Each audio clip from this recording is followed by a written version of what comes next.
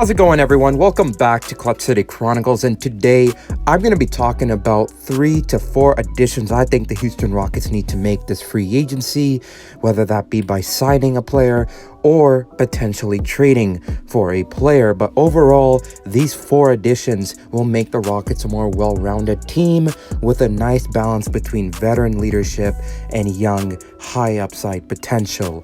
So let's start off with my number 1 addition, and that is Brook Lopez. Brook Lopez had a fantastic season, a contract year, if you will, with the Milwaukee Bucks. At the age of 35, he played 78 games, was literally an Iron Man for them, averaged 2.5 blocks per game, made an all-defensive team, and was a runner-up for the Defensive Player of the Year award. And just in general is the type of big man Ime Udoka wants on his team. The first thing Ime Udoka said about free agency is that he wants different types of bigs. You got Şengün, the offensive hub, the playmaker at the center position, and then you got Brook Lopez, the rim protecting big man that can also stretch the floor, as he is a near 38% three-point shooter. So really, he's efficient, he's effective, he's a defensive juggernaut at the center position, and overall would provide veteran leadership. Number 1, he would be like a Steven Adams type of big man that is tough,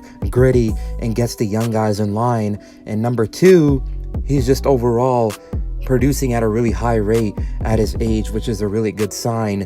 And that's why I would be willing to give him a 2-year, $40 million contract in which he makes $20 million annually. I think this is a pretty fair contract given his age. And at the end of the contract, he will be 37 and maybe still, playable to the point where he gets another contract, because at this point he's playing like he's in his prime. He averaged 16 points per game on really good efficiency behind an MVP caliber player. So overall, Brook Lopez still got it, and I think the Rockets need his talents on the team next year, especially his defense. Moving on is a controversial pick, and that is Dillon Brooks.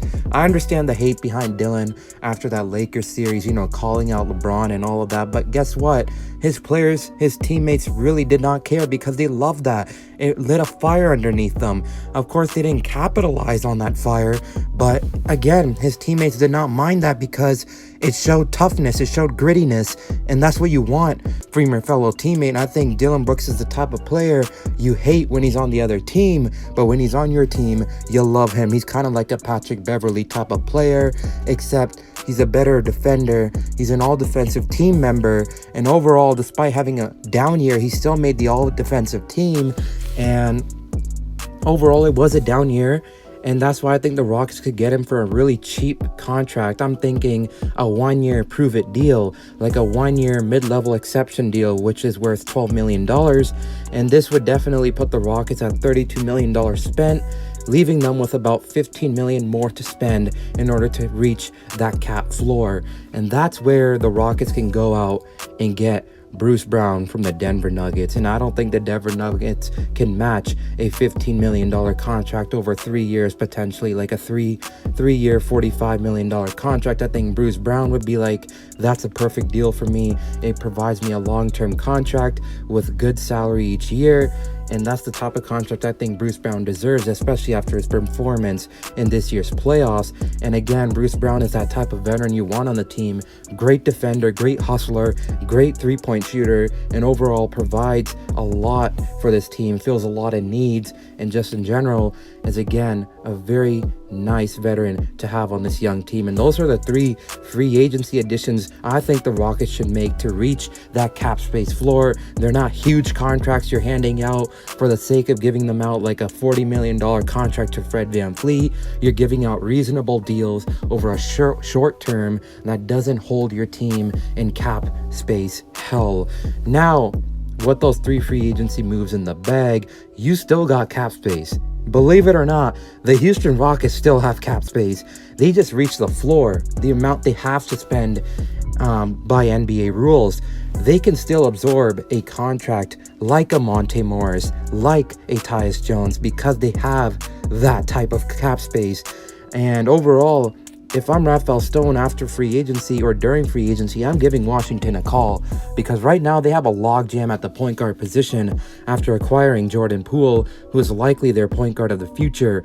Therefore, I think Tyus Jones or Monte Morris are definitely available via trade and are again the perfect veteran point guards for this team in order to really bridge that gap with Amen Thompson at the NBA level. And overall, they're on expiring deals, so you could trade for either of them. Maybe give a first round pick and boom, you can get yourself a Tyus Jones. For Monte Morris, maybe you have to give up KJ Martin and boom, you get yourself a veteran point guard of need. And overall, I don't think the Rockets should go shopping for a point guard in the free agency market. However, they should definitely call up Washington and get one of their point guards, except not Jordan Poole, but Monte Morris or Tyus Jones, because again, they're on expiring deals.